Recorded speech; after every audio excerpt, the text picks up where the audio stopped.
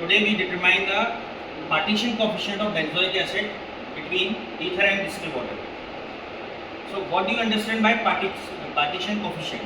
Partition coefficient is the concentration of solute in organic phase and to the concentration of the solute in the aqueous phase. अगर हम बात करें कि partition coefficient क्या है, तो पार्टीशन कोएफिशिएंट जो है वो क्या है, आपने कोई एक बीकर है, उसके अंदर आपने ड्रग ली, उसमें आपने दो इमिसेबल सॉल्वेंट्स लिए, कौन कौन से, एक आपने ईथर ले लिया, दूसरा आपने डिस्टिल वाटर ले लिया।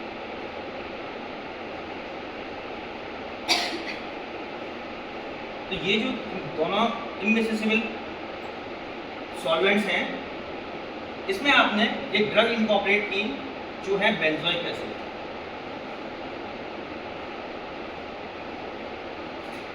जो है बेंजोइक एसिड। अब जब आप ये बेंजोइक एसिड इस इमिसेबल सॉल्वेंट के मिक्सचर में डाल रहे हैं, तो आपको ये बेंजोइक एसिड कितनी ईथर में डिसॉल्व हुई और कितना अमाउंट बेंजोइक एसिड का डिस्टिल्ड वाटर में डिसॉल्व हुआ, ये आपको सेपरेटली अलग अलग कैलकुलेट करना है। इन्हीं के रेशियो को हम क्या बोलते हैं, पार्टीशन कोएफिशिएंट कहते हैं।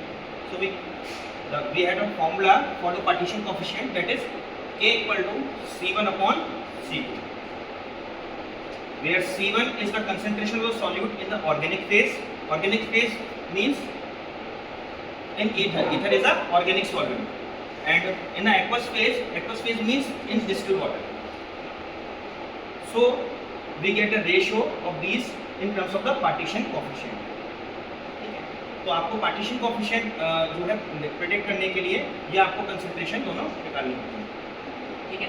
तो इसी के बिहाफ पर आपका जो पार्टीशन कोएफिशिएंट जब आप निकालेंगे तो उसके लिए हमें ये सारे रिक्वायरमेंट्स की जरूरत पड़ेगी, जैसे कि हम ईथर है, बेंजोइक एसिड है, सोडियम हाइड्रोक्साइड है और डिस्टिल्ड वाटर, ये हमारी रिक्वायरमेंट रहेंगी इसके लिए। और कुछ इक्विपमेंट है, स्पेशली आपका सेपरेटिंग फनल रहता है एक, इसमें जो इक्विपमेंट की तरह यूज होता है, जिसमें क्या होता है, दो इमिसेबल सॉल्वेंट्स जो हैं वो सेपरेट दिखते हैं, दोनों की अलग अलग लेयर दिखती है। तो हम क्या करते हैं, जब हम बेंजोइक एसिड मिला लेते हैं, उसके बाद हम क्या करते हैं, एक्वस फेज और ऑर्गेनिक फेज दोनों को आप क्या करेंगे, अलग अलग सेपरेट आउट कर देंगे। और फिर फाइनली हम क्या करते हैं, टाइट्रेशन करते हैं।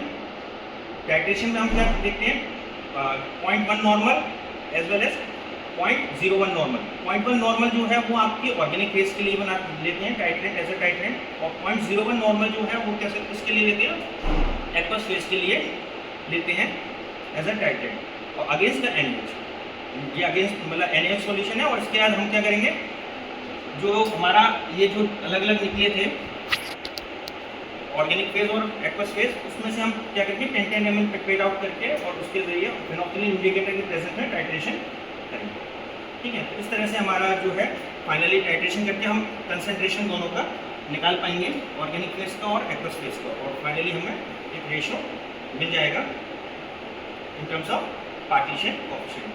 पार्टीशन कोएफिशिएंट का सिग्निफिकेंस क्या है, सिग्निफिकेंस क्या है, हम ड्रग का नेचर पता कर सकते हैं। We predict the nature of the drug, either the drug is lipophilic और hydrophilic.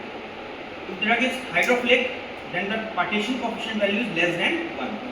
If the drug nature is lipophilic, then the partition coefficient value is greater than 1, ठीक है।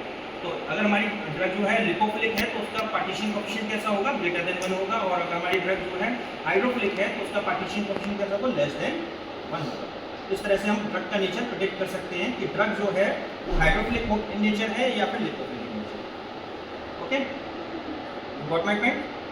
That's it. तो यही हमें आज इसमें करना है।